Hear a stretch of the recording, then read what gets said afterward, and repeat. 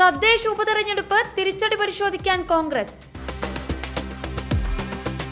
എന്നെ ജയിലിലാക്കിയാൽ മുഖ്യമന്ത്രിയുടെ മകളും ജയിലിലാകും.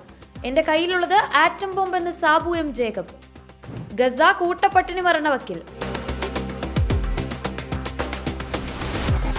ബന്ദിമോചനം, ഹമാസുമായി ചർച്ചയ്ക്ക് മൊസാദ് നേതൃത്വം ഖത്തറിലേക്ക്. 2 സൈനികർ കൂടി കൊല്ലപ്പെട്ടതായി ഇസ്രായേൽ. 482 സൈനികർ ഗുരുതരാവസ്ഥയിൽ. ഹൈക്കോടതി പറഞ്ഞിട്ടും കാര്യമില്ല. ലീഗൽ സർവീസസ് അതോറിറ്റികളിൽ കുടുങ്ങി കോടതി ജീവനക്കാർ. അരുണാചലിൽ കോൺഗ്രസ്, NPP MLA മാർ BJPയിലേക്ക്.